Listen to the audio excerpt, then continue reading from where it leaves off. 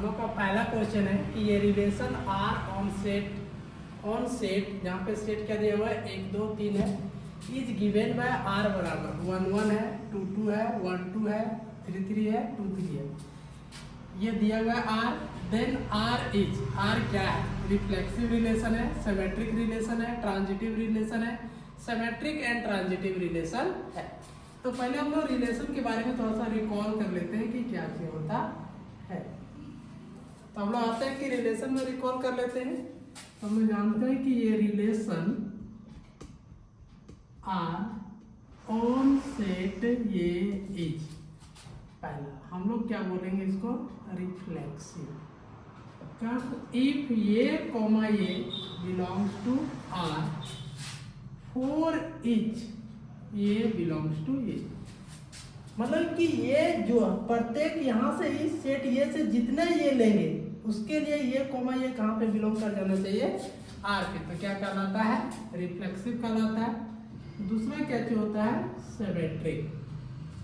Symmetric के लिए क्या बोलता है कि if A and B belongs to R, यहाँ पे वो रिलेशन आ रहा है, this imply that B comma A belongs to R for all A B belongs to R. तीसरा क्या बोल रहा है कि ट्रांजिटिव क्या हो जाएगा? Transitive if A comma B belongs to R and B comma C belongs to R, this imply that कि A comma C belongs to R for all A B C belongs to A. अब हम लोग आते हैं इस question पे। हम लोग अगर देखें यहाँ पे गिवन, तो ये बराबर क्या दे रखा है? 1 2 3। तो इसका मतलब अगर ये रिफ्लेक्सिव होगा तो 1 1 2 2 3 3 बिलोंग करना चाहिए। क्या देख रहे हैं? 4 रिफ्लेक्सिव के लिए क्या हम लोग को दिखाई दे रहा है कि 1 1 2 2 एंड 3 3 बिलोंग्स टू आर। क्या ये वाला है? आर पे देख लेते हैं। 1 1 आर पे है, 2 2 आर पे है, 3 3 आर पे है। इसीलिए हम लोग बोल सकते हैं कि आर इज रिफ्लेक्सिव। आर मेरा कैसा रिलेशन हो गया? रिफ्लेक्सिव हो गया। इसका मतलब यहां से ऑप्शन हम लोग बोल सकते हैं या तो ये सही हो जाएगा। अब यहां से अगर रिफ्लेक्सिव बोल दिया तो सिमेट्रिक, अगर कोई एक ही ऑप्शन सही होगा, इसका मतलब रिफ्लेक्सिव आ गया है तो ये वाला तो सही है, और कहीं पे भी रिफ्लेक्सिव नहीं दिया हुआ है। तो आप देखते हैं कि बी सी डी कैसे क्या है? इनकरेक्ट है। तो बी सी डी के बारे में आते हैं। तो बी सी डी में देख लेते हैं क्या दिया हुआ है। 4 सिमेट्रिक के लिए, सिमेट्रिक के लिए क्या देख रहे हैं कि 1 2 कहां पे बिलोंग कर रहा है? आर पे। But 2 1 not belongs to R. अभी हम लोग को क्या बोला था सिमेट्रिक के लिए कि A B belongs to R, this imply that B comma A belongs to R. मतलब अगर ये कॉमा बी आर पे है तो फिक्स है कि बी कॉमा ये भी आर पे होना चाहिए तभी सिमेट्रिक होगा। पर यहाँ पे क्या देख रहे हैं कि 1 2 आर पे है बट 2 1 आर पे क्या है? बिलोंग नहीं कर रहा है। इसीलिए हम लोग क्या बोलेंगे? R is not symmetric. R मेरा सिमेट्रिक नहीं होगा। सिमेट्रिक नहीं होगा मतलब ये सिमेट्रिक नहीं हो गया, ये भी खत्म हो गया। अब हम लोग देख लेते हैं कि ट्रांजिटिव कैसे नहीं होगा। तो आते हैं ट्रांजिटिव के लिए। ट्रांजिटिव के लिए यहाँ पे क्या देख रहे हैं? 4 ट्रांजिटिव। ट्रांजिटिव के लिए क्या है कि ट्रांजिटिव के लिए अभी हम लोग क्या देखे थे कि A comma B belongs to R and B comma C belongs to R, this imply that A comma C कहाँ पे बिलोंग कर जाना चाहिए? आर पे। तो लिंक देखना है, ये से बी गया, बी से कहाँ जा रहा है? सी जा रहा है, तो ये से कहाँ जाना चाहिए? सी पे जाना चाहिए। अब हम लोग ऐसा रिलेशन क्या यहाँ पे है देख लेते हैं। तो हम लोग को दिखाई दे रहा है कि सिंस 1 2 कहाँ पे बिलोंग कर गया? आर पे। एंड अब 2 से कनेक्ट होने वाले, तो 2 से कनेक्ट होने वाले ये है, एंड 2 3 बिलोंग्स टू क्या हो गया है? R. But 1 3 not belongs to R, लेकिन 1,3 कहीं पे भी आर पे नहीं है, इसीलिए आर इज नॉट ट्रांजिटिव। इस तरह से क्या देखें कि ये रिलेशन आर है, सिमेट्रिक भी नहीं है, ट्रांजिटिव भी नहीं है। बी ऑप्शन बोला था सिमेट्रिक, गलत हो गया। सी ऑप्शन बोला था ट्रांजिटिव, गलत हो गया। और डी ऑप्शन बोला था सिमेट्रिक एंड ट्रांजिटिव, जब सिमेट्रिक ट्रांजिटिव तो डी भी गलत हो गया। इस तरह से ऑप्शन ये मेरा क्या हो गया है, करेक्ट हो गया। अब हम लोग अगले क्वेश्चंस की तरफ चलते हैं। हम लोग का अगला क्वेश्चन सेकंड नंबर क्या बोला है कि let F be a function from R to R, मतलब रियल नंबर से real number, be defined as, इस तरह डिफाइंड किया हुआ है, F X is equal to 3x, choose the correct answer. तो बताइए इनमें से कौन सा आंसर जो है सही है। पहला ऑप्शन क्या बोल रहा है कि f इज 1 1 ऑन 2, दूसरा ऑप्शन बोल रहा है कि f इज मेनी 1 ऑन 2, तीसरा ऑप्शन बोल रहा है कि f is 1 1 but not on 2, और फोर्थ ऑप्शन बोल रहा है कि f is neither 1 1 nor on 2। तो हम लोग थोड़ा सा ये रिकॉल करते हैं कि 1 1 का मतलब क्या हुआ कि किसी एक एलिमेंट का एक ही इमेज बनना चाहिए, तो क्या हो गया 1 1 हो गया। और ऑन 2 का मतलब हो गया कि इधर कोई मेरा फंक्शन दिया हुआ मतलब कोड डोमेन का, वहां के हर एक एलिमेंट का प्री इमेज मिलना चाहिए, तो क्या कहलाता है, ऑन 2 कहलाता है। तो हम लोग इसको प्रूव करने के लिए मान लेते हैं कि late x1, x2 belongs to, हम लोग कहाँ पे ले रहे हैं, डोमेन ऑफ f, जो क्या है R से, सच दैट कि x1 is equal to x2। इस तरह से दो एलिमेंट ले रहे हैं कि x1 और x2 क्या हो गया है, बराबर हो गया है।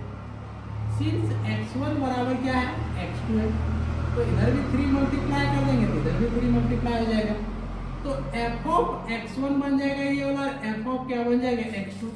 जैसे यहाँ पे fx बराबर कितना लिखा हुआ है 3x, तो इसके पास x है तो इसने x लिखा है, मेरे पास x के जगह पे क्या था, x1 है, तो हम लिख रहे हैं f ऑफ x1, और यहाँ पे x2 थे, f of x2।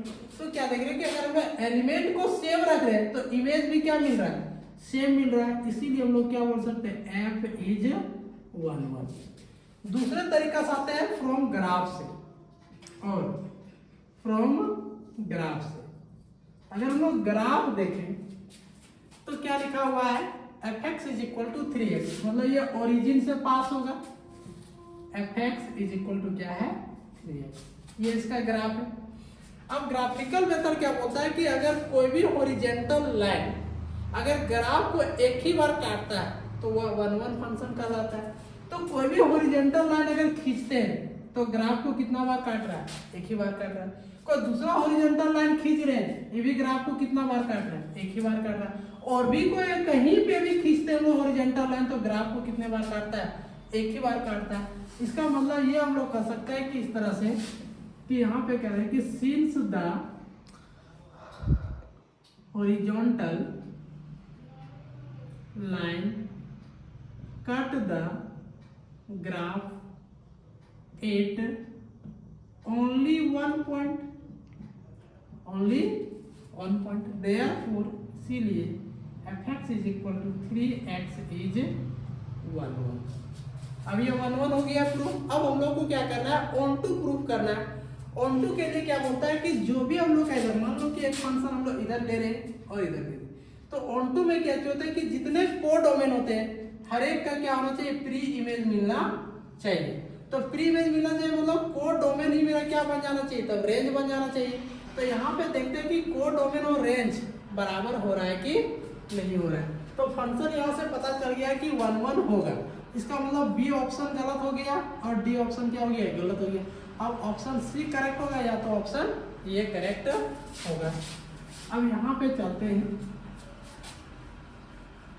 Question number, मतलब कि ऑन टू के लिए यहाँ पे प्रूफ करते हैं और ऑन टू के सिंस एफ जो फंक्शन डिफाइंड है कहाँ से, रियल पार्ट से रियल पार्ट। और कैसे डिफाइंड है, डिफाइंड बाय कि fx इज इक्वल टू क्या लिखा हुआ है 3x। तो अगर हम लोग यहाँ पे देखें कि कोड डोमेन कितना है, codomain of f is equal to पूरा का पूरा रियल नंबर। तो अगर कोड डोमेन और रेंज दोनों बराबर हो जाएंगे तो फंक्शन मेरा क्या हो जाएंगे, ऑन टू हो जाएंगे। तो अब इसका हम लोग इस फंक्शन का रेंज निकाल लेते हैं fx का। तो since y is equal to कितना लिखा हुआ है 3x, तो y/3 is equal to x. तो जब भी हम लोग रेंज निकालते हैं तो x को y के टर्म पे लिखते हैं, तो x लिखा गया y के टर्म पे। अब इसका हम लोग डोमेन निकाल लेते हैं। तो हम लोग क्या देख रहे हैं कि domain of y/3 is equal to पूरा का पूरा क्या हो जाएगा, रियल नंबर हो जाएगा। तो therefore range of f is equal to पूरा का पूरा रियल नंबर। तो हम लोग यहाँ से क्या देख पा रहे हैं कि since range of f is equal to codomain of f, तो रेंज और डोमेन आपस में क्या हो गया, बराबर हो गया, इसीलिए f इज ऑन टू। तो यहाँ से क्या देखे हम लोग, पीछे देखे कि फंक्शन 1 1 भी था और यहाँ पे क्या देख रहे हैं कि फंक्शन क्या है, ऑन टू है। इस तरह से हम लोग क्या बोल सकते हैं कि hence function is 1 1 and onto, जो किस ऑप्शन पे दिया हुआ है, मेरा ऑप्शन नंबर ए पे दिया हुआ है। इस तरह से ऑप्शन ए इज क्या हो जाता है, करेक्ट हो जाता है। अब हम लोग अगले क्वेश्चंस की तरफ चलते हैं। हम लोग का क्वेश्चन नंबर 3 जो है क्या कह रहा है कि if fx is equal to X square plus X plus 7 then f of f is at x is equal to 0 पे क्या होगा। तो हम लोग को क्या दिया हुआ है, गिवन कि fx इज इक्वल टू क्या दिया हुआ है, fx is equal to X square plus X plus 7। तो f ऑफ 0 पे निकाल लेते हैं। तो यहाँ पे x है तो x रखा गया, मैं हमने x के जगह पे क्या रख दिया है, 0 रख दिया। तो यहाँ पे क्या रखते हैं, 0 रखते हैं। तो 0 का square plus 0 plus 7 is equal to कितना हो गया, 7 हो गया। तो इसीलिए हम लोगों को निकालने क्या बोला है, f ऑफ f ऑफ निकालने बोला है। तो अब यहाँ से फिर से कंपेयर करते हैं, इसके पास x है तो इसने क्या रखा है, x रखा है। अब हम लोगों के पास f ऑफ 0 का मान आ चुका है, कितना आ चुका है, 7। तो यहाँ पे x था तो x रखा है, हमने क्या x के जगह पे कितना आ गया, 7 आ गया, तो हम 7 रखते हैं। तो 7 का स्क्वायर प्लस 7 प्लस 7 मतलब ये 49 प्लस कितना हो जाएगा, ये 40। इसको हम लोग ऐड कर देंगे तो 9 और 4 13 का 3 कैरी आ गया 1 4 और एक 5 और एक कितना हो गया, ये 6। तो 63 आ गया हम लोग का आंसर।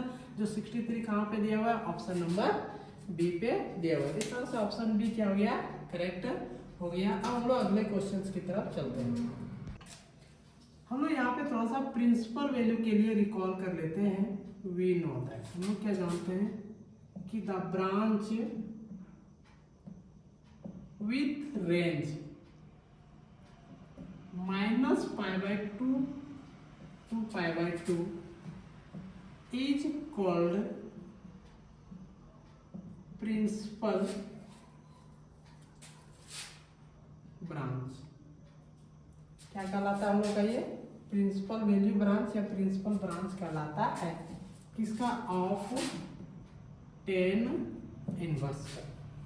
मतलब हम लोगों का जो वैल्यू निकल के आएगा इसका, ये क्या होना चाहिए, -π/2 और π/2 के बीच में ही लाइज करना चाहिए। अब आते हैं कि क्या दिया हुआ है। तो मान लेते हैं कि लेट इसका मान जो है 10 इनवर्स -1 का मान कितना मान लिए हम लोग, y। तो यहाँ से हो जाएगा -1 इज इक्वल टू क्या हो जाएगा, 10y। अब यहाँ से हम लोग को पता है कि -10 कितना डिग्री मान 1 होता है, तो π/4 का मान 1 होता है इज इक्वल टू 10y। अब हम लोग का 10 का जो वैल्यू y निकल गया, यहाँ पे नेगेटिव निकल के आया था। तो नेगेटिव दो जगह पे होता है, एक सेकेंड क्वाड्रेंट पे होता है और एक फोर्थ क्वाड्रेंट पे होता है। लेकिन ये दोनों क्वाड्रेंट मेरा क्या है, प्रिंसिपल रेंज से कहाँ चला जाएगा, बाहर चला जाएगा। थोड़ा सा हम लोग यहाँ पे ध्यान देंगे, जब भी सेकेंड क्वाड्रेंट पे लेंगे तो सेकेंड क्वाड्रेंट पे कहाँ पे कितना हो जाएगा, π/2 प्लस थीटा आ जाएगा। जो मेरा π/2 प्लस थीटा मतलब कि ये कभी भी बिलोंग ही नहीं करेगा -π/2 से π/2 के बीच में, तब तो ये वैल्यू नहीं लेना है। और दूसरा इस क्वाड्रेंट पे आएगा। इस क्वाड्रेंट पे दो अप्रोच हम लोग जा सकते हैं। एक हम लोग लिख सकते हैं 2π माइनस थीटा, और 2π माइनस थीटा भी बिलोंग ही नहीं करेगा -π/2 और π/2 के बीच में। इसका मतलब ये वैल्यू भी नहीं ले सकते। तो दूसरा हम लोग लिख सकते हैं माइनस थीटा, और माइनस थीटा तो यहाँ पे देखना पड़ेगा एंगल कितना दिया हुआ, तो π/4 है, आसानी से क्या आ जाएगा, इस रेंज पे लाइज कर जाएगा। तो हम लोग इसको लिख सकते हैं 10 - π/4 4 इज इक्वल टू 10 वाई, क्योंकि हम लोग जानते हैं कि 10 minus theta is equal to क्या होता है, माइनस 10 थीटा होता है। तो इसीलिए minus pi by 4 is equal to क्या हो गया, Y.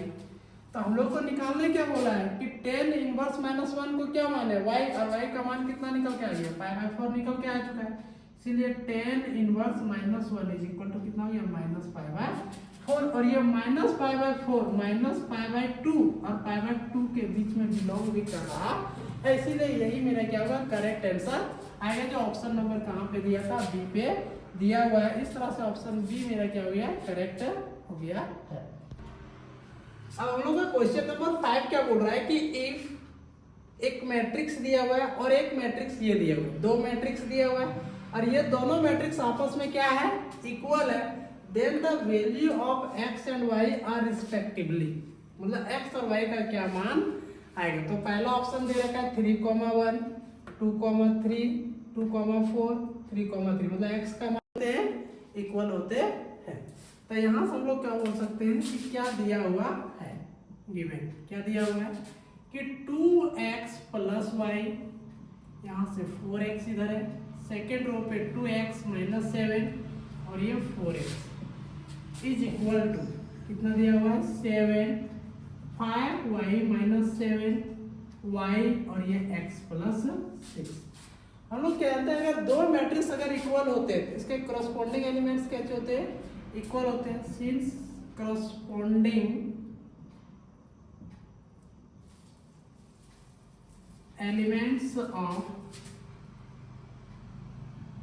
Equal matrices are equal, तो इसके करस्पॉन्डिंग एलिमेंट इक्वल हो जाएंगे। अब हम लोग करस्पॉन्डिंग एलिमेंट उसको ही करेंगे जहां से x और y का मान निकालने में क्या हो, आसानी हो। इसीलिए हम लोग को यहाँ पे देख रहे हैं इसमें भी x टर्म है और उसी प्रकार से सिर्फ इसमें भी x ही टर्म है, तो इसको इक्वेट पहले कर लेते हैं।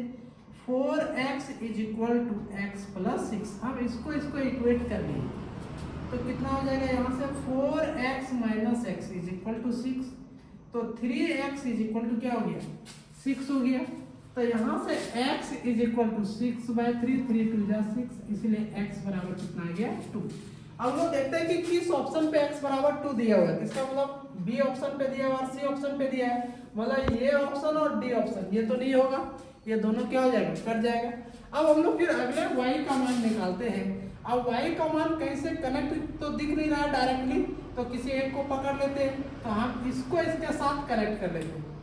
y का मान हम यहाँ से इसको इसके साथ कनेक्ट कर लेते हैं, तो क्या हो जाएगा यहाँ से, and 2x plus Y is equal to कितना हो गया, 7। तो 2 इंटू एक्स का मान कितना निकला, 2 plus Y is equal to 7, यानी कि 4 plus Y is equal to 7। Y is equal to 7, इधर जाके माइनस हो जाएगा, therefore Y is equal to कितना हो गया, 3। इसलिए क्या देख रहे हैं कि x बराबर 2 आ गया और y इज इक्वल टू कितना आ गया, 3 आ गया है। और ये किस ऑप्शन पे दिया है, x इज इक्वल टू 2 और y इज इक्वल टू 3, किस ऑप्शन पे दिया, ऑप्शन नंबर बी पे दिया हुआ है। इस तरह से ऑप्शन बी मेरा क्या हो गया, करेक्ट हो गया। अब हम लोग अगले क्वेश्चंस की तरफ मूव करते हैं। अगला क्वेश्चन हम लोग का है क्वेश्चन नंबर 6 कि if A be any square matrix then A plus A transpose is. पहला ऑप्शन है आइडेंटिटी मैट्रिक्स, दूसरा ऑप्शन है सिमेट्रिक मैट्रिक्स, तीसरा ऑप्शन है एस्क्यू सिमेट्रिक मैट्रिक्स और चौथा ऑप्शन क्या है, नन ऑफ दिस। क्वेश्चन क्या है, ये सिर्फ क्या दिया हुआ है कि ये इज एनी स्क्वायर मैट्रिक्स, ये क्या एक स्क्वायर मैट्रिक्स है और कुछ भी नहीं दिया हुआ है। गिवन में सिर्फ क्या दिया हुआ है, ये क्या है, एक स्क्वायर मैट्रिक्स है। स्क्वायर मैट्रिक्स मतलब number of rows is equal to number of columns, बस यही डाटा दिया हुआ है। और पूछ रहा है ये plus A transpose is equal to क्या होगा, तो वी है कि ये प्लस ये का ट्रांसपोज का हम ट्रांसपोज कर रहे हैं। तो हम लोग जानते हैं कि ट्रांसपोज प्रॉपर्टी क्या होता है, बट जाता है, तो ये का ट्रांसपोज और किसी का ट्रांसपोज का फिर से ट्रांसपोज करते हैं तो क्या जाता है, जो मैट्रिक्स है वही आ जाता है। इसका मतलब क्या हो गया, ये प्लस ये का ट्रांसपोज। इसलिए क्या देख रहे हैं कि ये प्लस ये ट्रांसपोज का जब हम लोग ट्रांसपोज किए तो फिर से वही चीज आ गया। तो सिमेट्रिक मैट्रिक्स याद कीजिए क्या कहता है कि किसी मैट्रिक्स का ट्रांसपोज करने पे अगर वही मैट्रिक्स आ जाता है तो सिमेट्रिक मैट्रिक्स कहलाता है। कहने का मतलब है कि ये का ट्रांसपोज और ये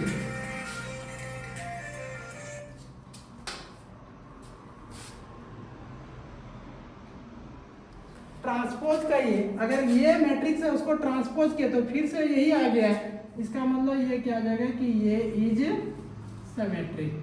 क्या हो जाएगा? एक सिमेट्रिक मैट्रिक्स हो जाएगा। और यहाँ पे पूरे मैट्रिक्स को ट्रांसपोज किया फिर से वही मैट्रिक्स आ गया। इसका मतलब ये पूरा जो मैट्रिक्स है ये प्लस ये ट्रांसपोज वो क्या हो जाएगा? सिमेट्रिक हो जाएगा। जो ऑप्शन नंबर कहाँ पे दिया हुआ है? बी पे दिया हुआ है। आई होप आप लोग को समझ में आया होगा। हम लोग का अगला क्वेश्चन है question number 7। If A is equal to एक मैट्रिक्स दिया हुआ है -1 2 3 then the order of matrix ये इज मतलब ऑर्डर करने मतलब है कि इसमें कितने रो हैं और इसमें कितने कॉलम है। तो हम लोग जानते हैं कि ये बराबर अगर ये आई जे लिखे हुए हैं और अगर m क्रॉस n लिखा हुआ है तो m मेरा क्या बताता है? नंबर ऑफ रो बताता है, नंबर ऑफ रोज बताता है। और n मेरा क्या बताता है? नंबर ऑफ कॉलम्स बताता है। तो यहाँ पे मेरा ये बराबर कितना दिया? -1 2 3 मतलब कितने रो हैं? तो एक रो है पर कितने कॉलम हैं? तो 3 कॉलम है। इसीलिए इसका ऑर्डर कितना हो जाएगा? 1 × 3 जो ऑप्शन नंबर मेरा ये पे ही दिया हुआ है। अगले क्वेश्चंस की तरफ चलते हैं। छोटे छोटे क्वेश्चंस हैं। हम लोग का अगला क्वेश्चन है क्वेश्चन नंबर 8 कि इफ मैट्रिक्स ये is equal to 1 2 4 2 then determinant of 2a is equal to. इस तरह के अगर जब भी क्वेश्चंस दे तो कभी भी हम लोग इसका डिटर्मिनेंट नहीं निकालेंगे क्योंकि क्वेश्चन पे कहीं पे भी डिटर्मिनेंट निकाल के वैल्यू दिया हुआ नहीं है। तो इसका एक फार्मूला होता है, इसको हम लोग रिकॉल कर लेते हैं कि वी नो दैट ये मैट्रिक्स n क्रॉस n है और अगर इसका डिटर्मिनेंट निकालना हो तो क्या होता है? k के power n into determinant of a।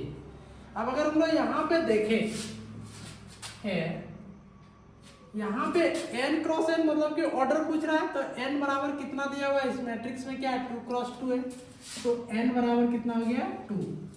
n k बराबर तो k के जगह पे कितना दिया हुआ है? 2 भी दिया और k के जगह पे भी कितना है? 2 है। इसीलिए determinant of 2a is equal to 2 के पावर कितना हो जाएगा? 2 हो जाएगा इनटू डिटर्मिनेंट ऑफ a। तो 2 के पावर 2 मतलब 4 इंटू डिटर्मिनेंट ऑफ a।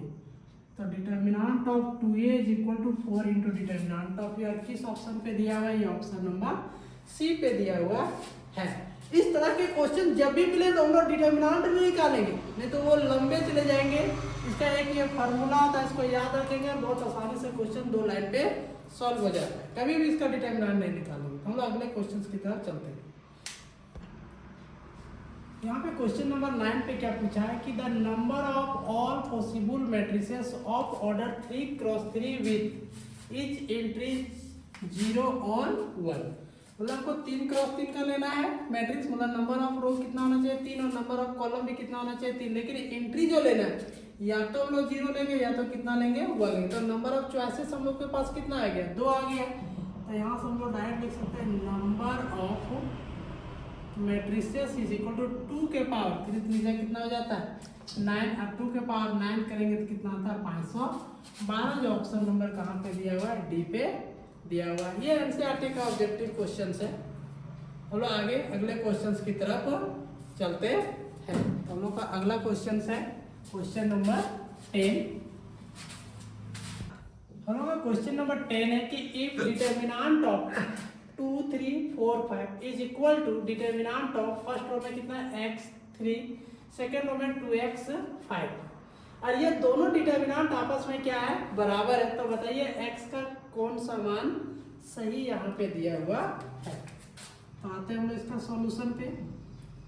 तो दोनों का डिटर्मिनेंट निकालना पड़ेगा। v है तो इधर क्या दिया हुआ है? 2 3 4 5 इज इक्वल टू इधर क्या दिया है? x3 2 एक्स और ये 5। तो हम लोग को डिटर्मिनेंट कैसे निकालते हैं, मल्टीप्लाई करते हैं हम लोग। तो यहाँ से मल्टीप्लाई करेंगे तो कितना हो जाएगा, इसको इसके साथ मल्टीप्लाई करेंगे तो 5 2 जा 10, और इसको इसके साथ करेंगे तो 5 4 3 जा 12 इज इक्वल टू, इधर कितना इसको मल्टीप्लाई करेंगे x को 5 के साथ, तो ये क्या आ जाएगा 5x माइनस, इसको इसके साथ करेंगे तो कितना हो जाएगा 3x।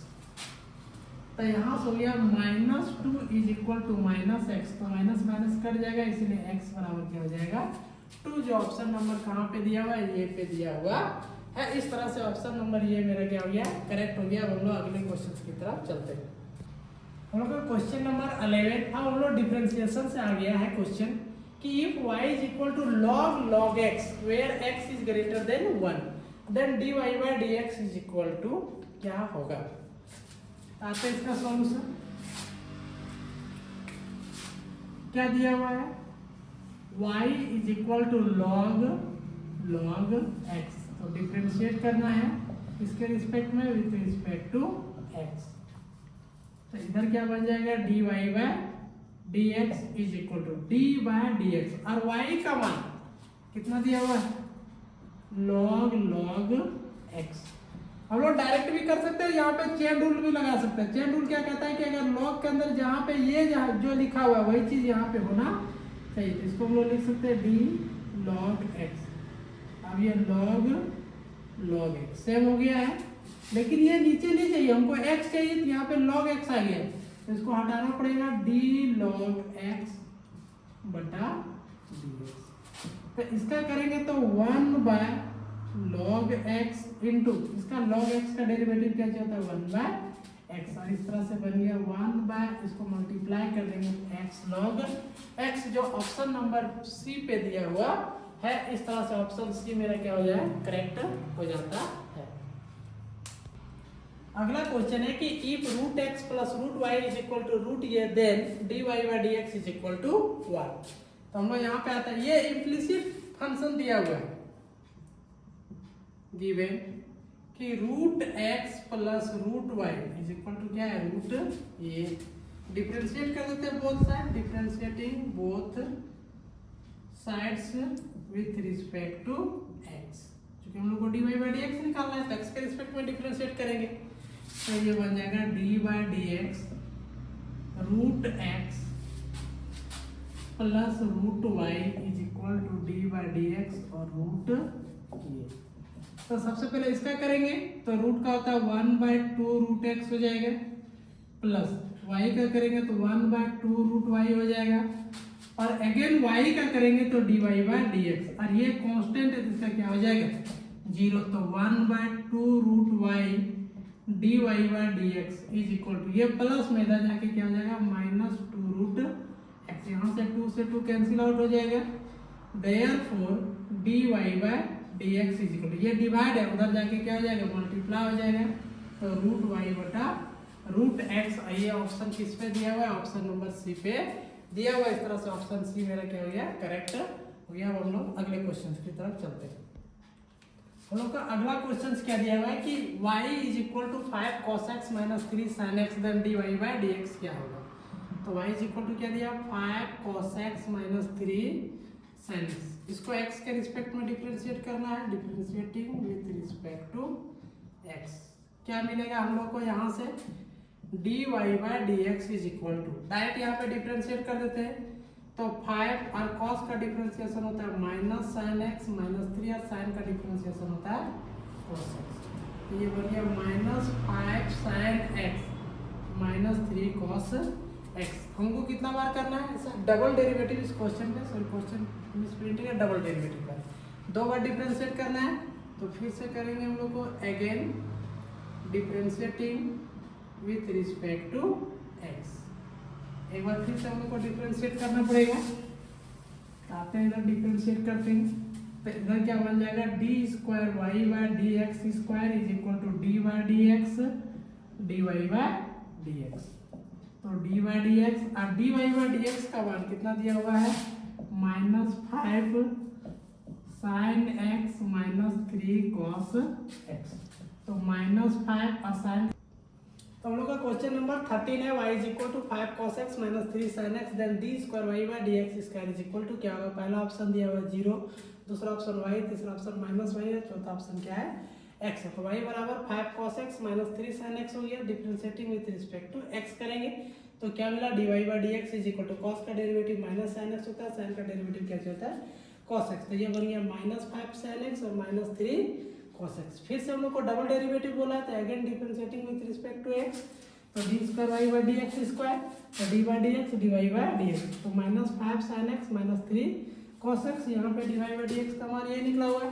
sin का डेरिवेटिव क्या होगा फिर से cos x हो जाएगा, cos का डेरिवेटिव क्या होगा माइनस sin x हो जाएगा।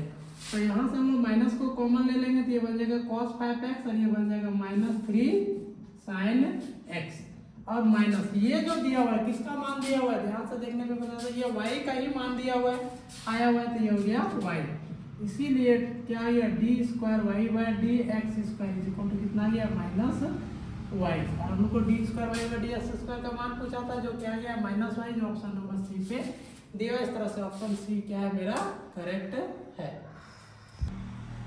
क्वेश्चन नंबर 14 क्या बोल रहा है कि the rate of change of the circle of the area of a circle with respect to its radius r at r is equal to 5 centimetre. तो मतलब पूछ रहा है कि जब आपका रेडियस चेंज करेगा तो आपका एरिया किस रेट से चेंज करेगा, ये क्वेश्चन पूछा जा रहा है। मान लेते हैं कि लेट ये be the area of the circle. इसीलिए ये बराबर एरिया ऑफ सर्कल कैसे होता है पाई आर स्क्वायर होता है। तो हम लोग को किसके रिस्पेक्ट में बोला आर के रिस्पेक्ट में बोला है मतलब d a by d r. तो इधर आर के रिस्पेक्ट में करेंगे तो पाई आर स्क्वायर का क्या हो जाएगा 2 आर। तो हम लोग को पूछा कितना पे d a by d r और आर बराबर कितना पूछा है 5 मतलब ये इतना सेंटीमीटर स्क्वायर पर सेंटीमीटर हो गया। तो यहाँ से पाई इंटू 2 इंटू आर का मान कितना 5 तो कितना जाएगा ये 10 पाई सेंटीमीटर स्क्वायर पर सेंटीमीटर जो कि इस ऑप्शन पे दिया हुआ है ऑप्शन नंबर पहला पे ही दिया हुआ है। अब हम लोग अगले क्वेश्चंस की तरफ चलते हैं। अगला क्वेश्चन नंबर 15 क्या बोल रहा है कि integration of dx by e to the power x plus e to the power minus x is equal to. यहाँ पे 4 ऑप्शन दिए हुए कौन वाला होगा। अच्छा क्वेश्चन है dx बटा e to the power x वाले क्वेश्चन अक्सर बोर्ड एग्जाम के लिए पॉइंट ऑफ व्यू से क्या होते हैं इंपॉर्टेंट होते हैं। तो इस तरह के क्वेश्चन जितने भी बुक में मिलेंगे कंप्लीट कर लेना। तो यहाँ पे आते हैं तो dx बटा यहाँ से हम e to the power minus x common ले लेते हैं ये बन जाएगा 1 और ये क्या हो जाएगा plus x e to the power minus x। तो यहाँ से dx बटा तो हम एक काम करते हैं e to the power minus x को ऊपर ले जाते हैं तो प्लस बन जाएगा ये और हो जाएगा 1 plus e to the power x और ये फिर से माइनस पावर ऊपर ले जाएंगे तो क्या हो जाएगा प्लस हो जाएगा और यहाँ से क्या हो जाएगा integration of e to the power x dx बटा 1 प्लस e और एक बार दो बार है तो 8 हो जाएगा तो 2x हो जाएगा। तो e to the power x dx is equal to 1 plus e to the power x का क्या लिख सकते हैं हम लोग होल स्क्वायर लिख सकते हैं। अब यहाँ से हम लोग पुट कर लेते हैं कि put e to the power x is equal to t। तो e to the power x dx is equal to क्या बन गया dt। तो e to the power x dx के बदले क्या लिख देंगे हम लोग dt लिख देंगे यहाँ पे। तो i इज इक्वल टू क्या बन जाएगा dt बटा 1 प्लस टी स्क्वायर। ये किसका फार्मूला होता है tan इनवर्स तो t प्लस c और यहाँ से ये tan इनवर्स और t का मान हम लोग क्या लेके चले e to the power x। तो e to the power x plus क्या हो गया ये c और ये किस ऑप्शन पे दिया हुआ है पहले ही ऑप्शन पे दिया हुआ है। इस तरह से मेरा first option is the right option. अगले क्वेश्चन की तरफ चलते हैं। हम लोग का अगला क्वेश्चन है integration of sec square x बटा cosec square x dx is equal to क्या होगा। ये क्वेश्चन चेक में पूछा हुआ क्वेश्चन है। आइए देखते हैं इसका सॉल्यूशन क्या आता है। क्या दिया हुआ है i is equal to sec square x बटा cosec स्क्वायर x dx।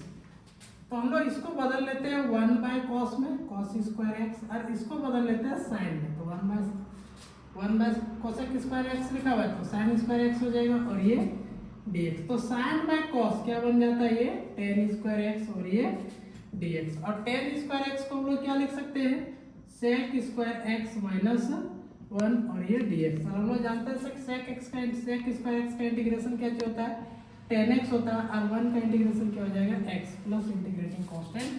सी किस ऑप्शन पे दिया है, तो ऑप्शन नंबर सी पे दिया हुआ है। इस तरह से option number C is the right answer. अब हम लोग अगले क्वेश्चन की तरफ चलते हैं।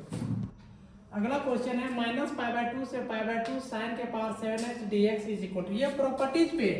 तो प्रॉपर्टीज क्या कहता है, इसको रिकॉल कर लेते हैं कि if integration of minus, properties क्या था, माइनस ये से ये दिया हुआ है fx इज इक्वल टू, तो 2 इंटू 0 से ये fx, कब, जब fx is an event function, event रहेगा तब, और हो जाता है 0 कब, जब fx is an odd function.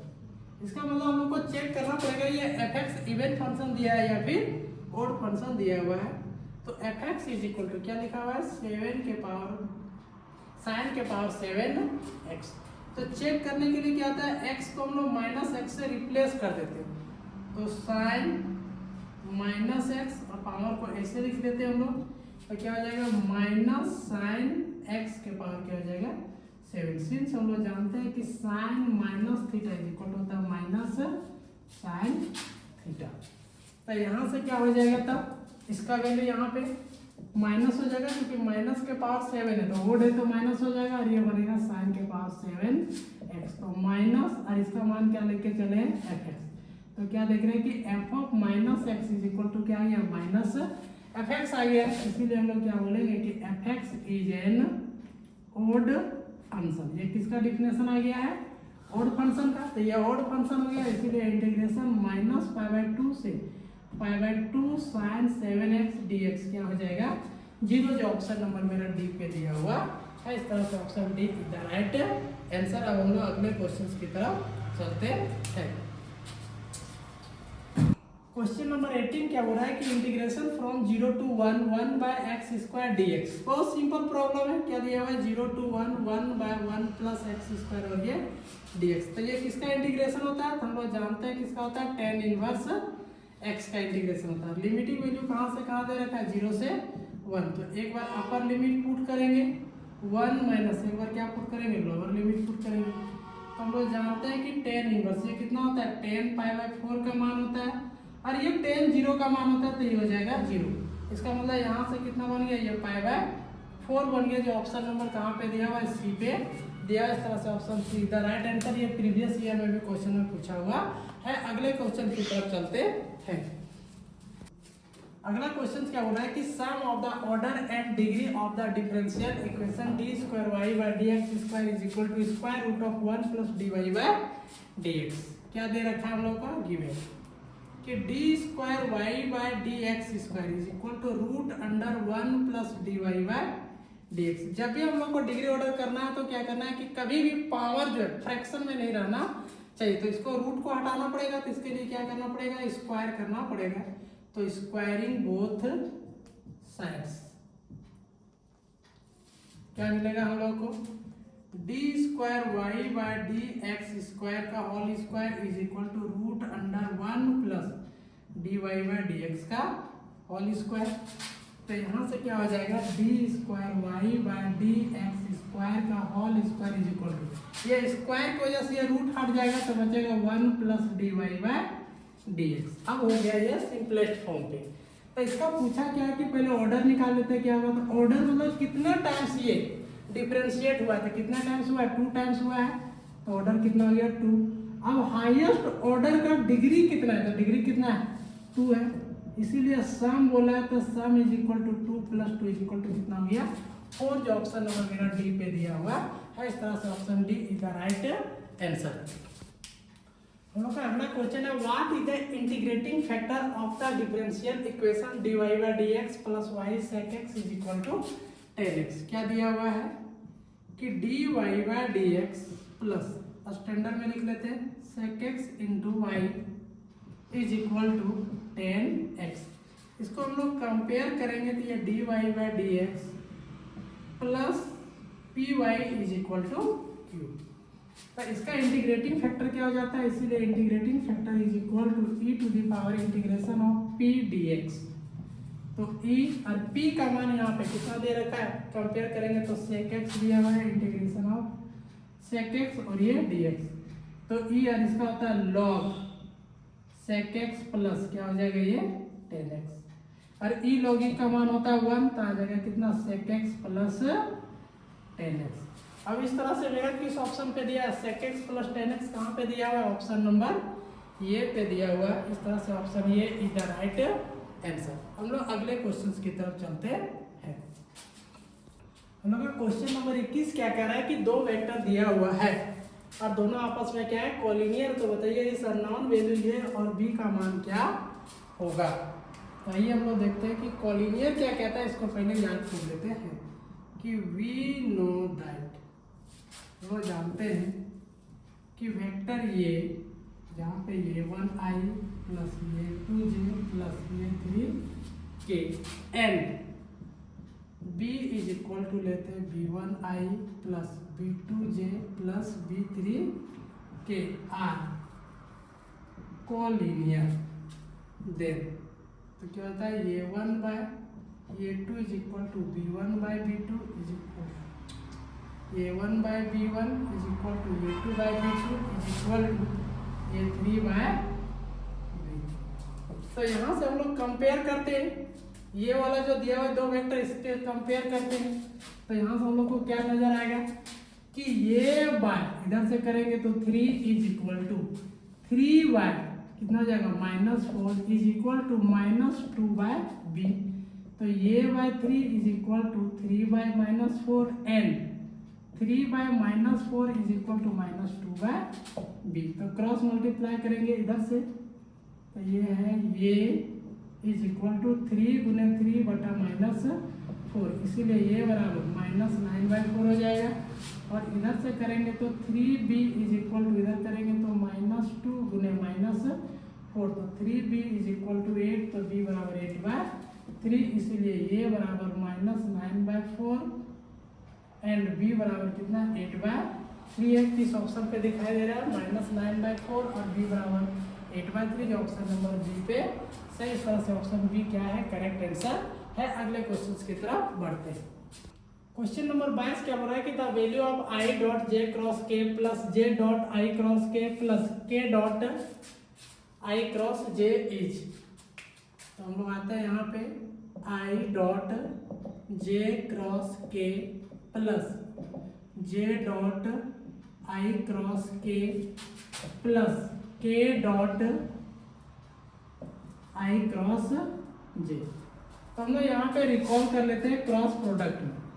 अगर यहाँ पे k लिए, यहाँ पे i ले रहे हैं और यहाँ पे हम लोग क्या ले रहे हैं j, तो हम लोग एंटी क्लॉकवाइज रोटेट करते हैं। तो क्या बोलता है कि i क्रॉस j, तो k मिलेगा, फिर j क्रॉस k तो i मिलेगा, और फिर k क्रॉस i तो कितना मिलेगा j। और यही को अगर उल्टा चल देंगे तो किसमें चला जाता है, माइनस में चला जाता है। अब यहाँ पे आ जाते हैं इसी पे बेस्ड पे, तो i dot j cross k करेंगे कितना मिलेगा i मिलेगा, plus j dot i cross के उलट देंगे तो यही मिलेगा, लेकिन नेगेटिव में मिलेगा, डायरेक्शन चेंज हो जाएगा, तो minus j plus k dot i cross j कितना मिल जाएगा ये k। तो हम लोग जानते हैं कि खुद के साथ डॉट प्रोडक्ट 1 होता है और ये हो जाएगा तो -1 हो जाएगा, फिर से ये 1 हो जाएगा, ये कैंसिल आउट होकर कितना हो गया ये 1, जो ऑप्शन नंबर सी पे दिया हुआ है। अब हम लोग अगले क्वेश्चन की तरफ चलते हैं। हम लोग का अगला क्वेश्चन 23 नंबर क्या हो रहा है कि इफ ये बराबर दिस एंड बी बराबर this then what is the ये डॉट बी। तो ये डॉट बी का मान क्या होगा, तो ये डॉट बी ये का मान कितना दिया हुआ है 5i plus j -3k। Dot product करना है 3i -4j प्लस 7k। हम लोग डॉट प्रोडक्ट जब भी करते हैं तो किससे करते हैं, करस्पॉन्डिंग कंपोनेंट के साथ करते हैं। तो 5 किसके साथ गुना होगा 3 के साथ, तो कितना हो जाएगा 5 दिया 15, उसके बाद अगला हम लोग देखें तो यहाँ पे कुछ नहीं था, कितना है 1 है, तो 1 किसके साथ गुना होगा, -4 के साथ गुना होगा, तो कितना बन जाएगा -4।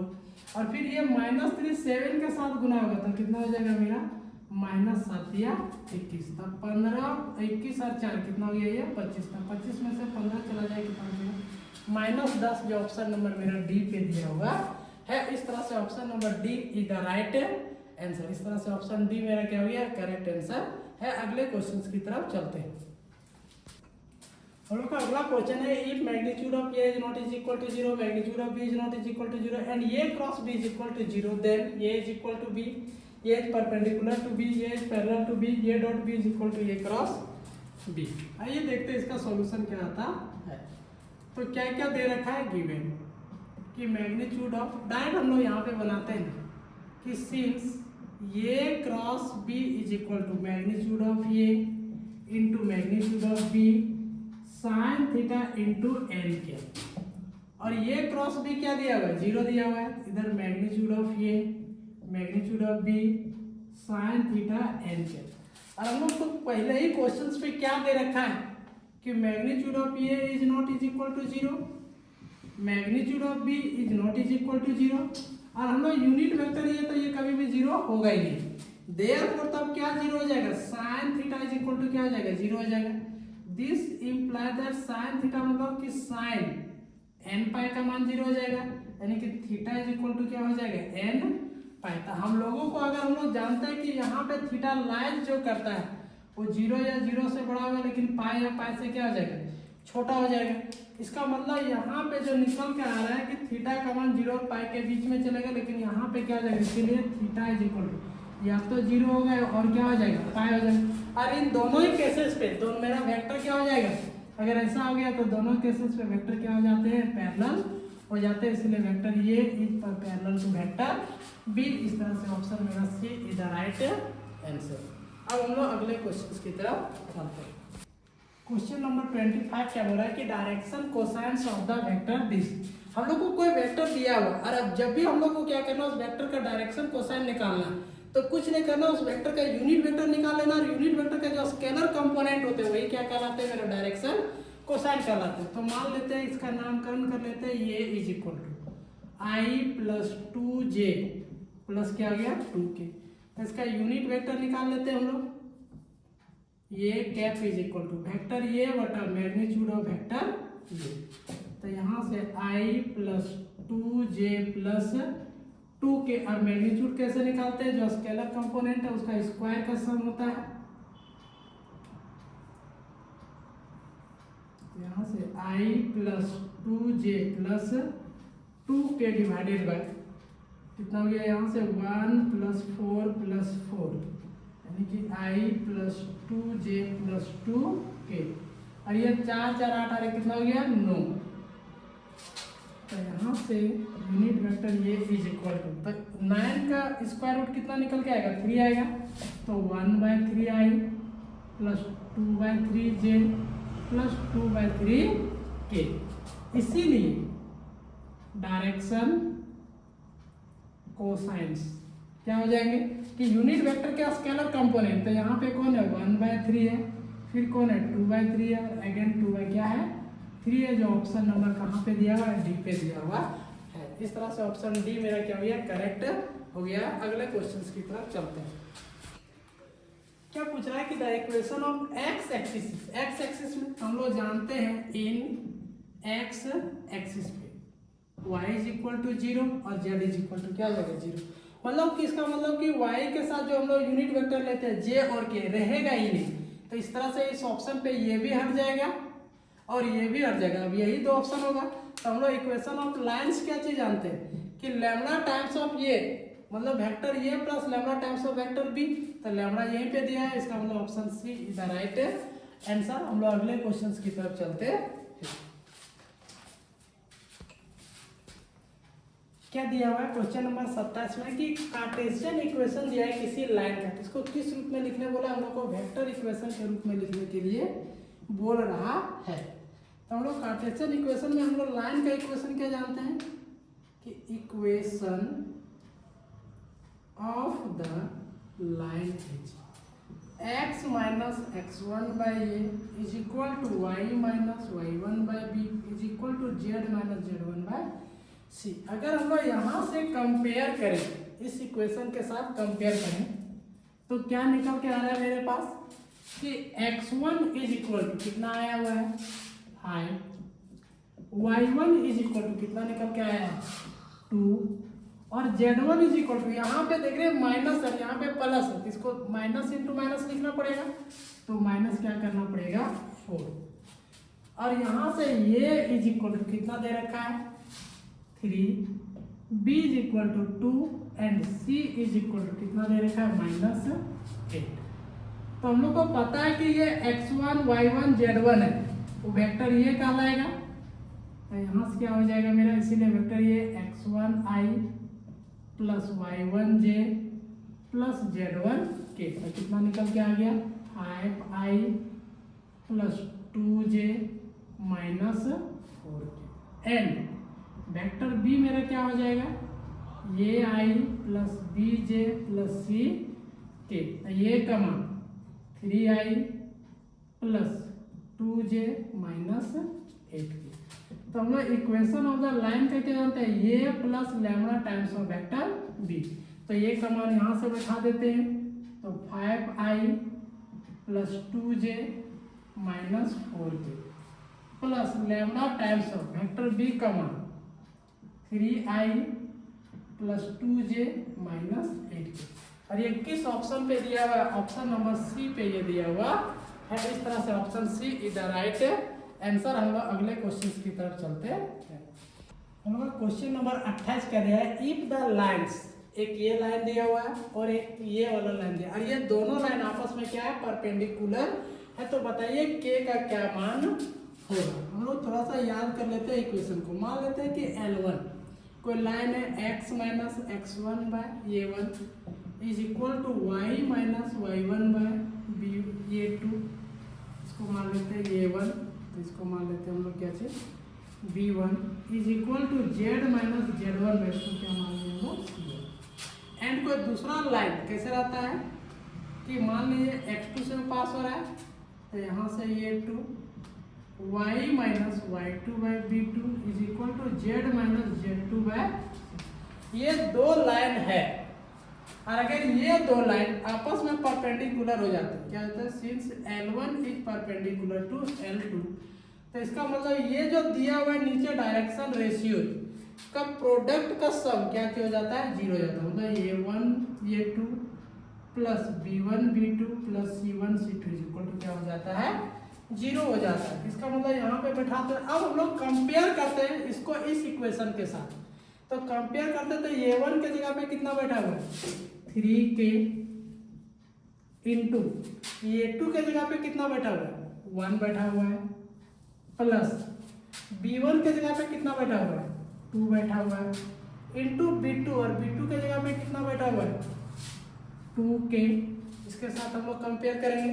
फिर c1, यहाँ पे c1 है तो यहाँ पे कितना बैठा हुआ है 1 इंटू c2, c2 यहाँ पे है तो यहाँ पे कितना बैठा हुआ है -7 इज इक्वल टू क्या हो गया 0, तो ये हो गया 3k plus 4k minus 7 is equal to 0, यानी कि 7k minus 7 is equal to 0, कि 7k इज इक्वल टू 7, तो 7 से 7 कट जाएगा, तो k इज इक्वल टू कितना आ गया मेरे पास 1, और किस ऑप्शन पे दिया है ऑप्शन नंबर बी पे दिया है। इस तरह से option B is the right answer. अब हम लोग अगले क्वेश्चंस की तरफ मूव करते हैं। क्वेश्चन नंबर 29 कह रहा है probability of complement of A is equal to 0.2 and probability of B is equal to 0.5 and probability B by A is equal to 0.4 and probability हम लोग को क्या निकालना है कि ए बाय बी क्या होगा। तो यहाँ से चलते हैं हम लोग, क्या क्या दिया हुआ है गिवन कि probability of A complement is equal to 0.2, probability of B is equal to 0.5, probability of A by B is equal to कितना दिया है 0.4। अब हम लोग अगर यहाँ से देखें कि इसका मतलब हम लोग जब निकालने जाएंगे प्रोबेबिलिटी ऑफ बी बाई ए दिया हुआ है ना, ऑलरेडी ये घटित हो चुका है, तो ये बी इज इक्वल टू, इसका फॉर्मूला होता है ये intersection B divided by probability of ये। अब हम लोग यहाँ पे आ जाए तो प्रोबेबिलिटी ऑफ ये नहीं दिया हुआ है, ये इंटरसेक्शन बी भी नहीं दिया हुआ है, इसका मतलब हम लोग को ये इंटरसेक्शन बी निकालना पड़ेगा। तो हम लोग जानते हैं कि प्रोबेबिलिटी ऑफ ये बराबर 1 minus probability of A complement, तो 1 minus probability of A complement कितना दिया हुआ है 0.2, तो इसका आ जाएगा कितना 0.8। और फिर दूसरा क्या दिया हुआ है प्रोबेबिलिटी ऑफ बी पहले घटित होगा बाद में ये, तो यह प्रोबेबिलिटी ऑफ ये इंटरसेक्शन बी बटा प्रोबेबिलिटी ऑफ, सॉरी यहाँ पे प्रोबेबिलिटी ऑफ बी ना, तो यहाँ से प्रोबेबिलिटी ऑफ ये। अब यहाँ से हम लोग देखते हैं तो प्रोबेबिलिटी ऑफ बी ये दिया हुआ है 0.4, और इसका मान प्रोबेबिलिटी ऑफ ये इंटरसेक्शन बी निकालना पड़ेगा, ये इंटरसेक्शन बी। अब प्रोबेबिलिटी ऑफ ये वो निकाल के ला चुके कितना है 0.8, तो 0.4 इंटू 0.8 प्रोबेबिलिटी ऑफ ये इंटरसेक्शन बी, तो कितना आ जाएगा 0.32 is equal to probability of ये इंटरसेक्शन बी। अब आ जाते हैं फ्रॉम 1 से, तो प्रोबेबिलिटी ऑफ ये इंटरसेक्शन बी कितना निकल के आया 0.32 बटा probability of B, probability of B कितना दिया 0.5। यहाँ से पॉइंट उड़ाएंगे तो नीचे 100 बैठेगा, यहाँ से पॉइंट उड़ाएंगे तो ऊपर 10 बनेगा, तो 1 0 कट जाएगा 32 बटा कितना हो जाएगा ये 50। इसको डिवाइड करते हैं, पहले 5 से डिवाइड कर लेते हैं, इसको ऐसे रखते हैं, तो 5 30 20 हो जाएगा, 5 का 20 बटा 10, तो एक डिजिट और इधर आ जाएगा तो 0.64 जो कि इस ऑप्शन पे दिया है, ऑप्शन नंबर बी पे दिया हुआ है। इस तरह से option B is the right answer. अब हम लोग का ये लास्ट क्वेश्चन है, क्वेश्चन नंबर 30। लास्ट हम लोग का क्वेश्चन नंबर 30 क्या बोलता है कि if A and B are independent events then which is not true, इनमें से कौन जो है वो सही नहीं है। तो हम लोग पहले इसका डायग्राम बनाते हैं। ये मेरा ये इवेंट है और ये क्या है बी, तो ये जो पोर्शन होगा वो ये इंटरसेक्शन क्या कहलाएगा बी, और ये जो पोर्शन होगा ये पोर्शन ये क्या कहलाएगा ये इंटरसेक्शन बी का कॉम्प्लीमेंट, और ये जो पोर्शन होगा ये क्या कहलाएगा कि बी इंटरसेक्शन ये का कॉम्प्लीमेंट। हम लोग को सारा चलिए, और ये अगर हम लोग बाहर ले लेते हैं इस तरह का फिगर, तो ये वाला जो रीजन होगा वो ये का कॉम्प्लीमेंट इंटरसेक्शन बी का कॉम्प्लीमेंट। तो हम लोग एक चीज बाय डेफिनेशन जानते हैं कि if A and B are independent events then probability of ये intersection B is equal to probability of A into probability of B. मतलब ये स्टेटमेंट मेरा सही है, इसका मतलब ऑप्शन ये मेरा तब क्या हो जाएगा गलत हो जाएगा। ये ऑप्शन मेरा सही है इसलिए ये स्टेटमेंट मेरा क्या है सही है, इसलिए ये ऑप्शन क्या हो गया गलत हो गया। अब हम लोग अगले पे चलते हैं कि probability of A union B, probability of क्या निकालना हम लोग को ये यूनियन बी, तो probability of A union B is equal to क्या दिया 1 minus probability of A complement into probability of B complement. और सेकेंड ऑप्शन क्या है प्रोबेबिलिटी ऑफ ये intersection B complement is equal to probability of A into complement of probability of B, ये दिया हुआ है। अगर हम लोग इस स्टेटमेंट की तरफ बढ़े, हम लोग आ जाते हैं स्टेटमेंट नंबर बी। क्या लिखा हुआ है कि प्रोबेबिलिटी ऑफ ये इंटरसेक्शन बी का कॉम्प्लीमेंट। इसका मतलब क्या है, लेकिन ये अभी कैसा है हम लोग का इंडिपेंडेंट इवेंट है, तो हम लोग इसमें कैसे लिख सकते हैं कि हम लोग को ये पोर्शन देखना है प्रोबेबिलिटी ऑफ ये इंटरसेक्शन बी, तो हम लोग को ये पूरा में से क्या करेंगे हम लोग इंटरसेक्शन पार्ट को घटा देंगे, तो प्रोबेबिलिटी ऑफ ये माइनस प्रोबेबिलिटी ऑफ ये इंटरसेक्शन बी, तो प्रोबेबिलिटी ऑफ ये माइनस और प्रोबेबिलिटी ऑफ ये इंटरसेक्शन बी इंडिपेंडेंट है, तो क्या हो जाएगा ये वाला पहला स्टेटमेंट हो जाएगा probability of A into probability of B. तो दोनों जगह से प्रोबेबिलिटी ऑफ ये कॉमन आ रहा है तो कॉमन ले लिए, तो यहाँ 1 माइनस प्रोबेबिलिटी ऑफ बी, तो यहाँ से प्रोबेबिलिटी ऑफ ये इंटू और 1 माइनस प्रोबेबिलिटी ऑफ बी मतलब क्या हो गया complement of B, complement of B. जो ऑप्शन नंबर कहाँ पे दिया है, बी पे दिया है, मतलब ये भी स्टेटमेंट तो क्या है, सही है, इसलिए ये ऑप्शन मेरा क्या हो जाएगा, इनकरेक्ट हो जाएगा। अब हम लोग को आता है ऑप्शन नंबर सी, देख लेते हैं। तो ऑप्शन नंबर सी क्या बोल रहा है कि probability of A union B, मतलब ये पूरे को मिला देना है, probability of A union B. तो probability of A union B मतलब क्या हो जाएगा, probability of A plus probability of B minus probability of A intersection B. तो प्रोबेबिलिटी ऑफ ए ठीक है, प्लस प्रोबेबिलिटी ऑफ बी और minus probability of A intersection B, मतलब probability of A into probability of B, जो कहीं पे भी option कहीं पे भी दिया हुआ नहीं है। ऑप्शन क्या है, दिया हुआ नहीं है, इस तरह से आया हुआ नहीं, इसीलिए मेरा कौन सा ये ऑप्शन मेरा क्या हो जाएगा, इनकरेक्ट हो जाएगा। इसीलिए यही मेरा क्या होगा, सही स्टेटमेंट हो जाएगा। बाकी ये भी जो दिया हुआ है ये क्या है, सही स्टेटमेंट लिखा हुआ है, probability of A union B is equal to probability of A plus probability of B. तो यहाँ से हम लोगों को निकल के आ गया probability of A union B. अच्छा, और एक चीज देख लेते हैं हम लोग का, यहाँ पे मिस्टेक है, यहाँ पे ऑप्शन मेरा क्या है, ये डी मेरा क्या है, इनकरेक्ट है, इसलिए सही स्टेटमेंट मेरा ये हो जाएगा।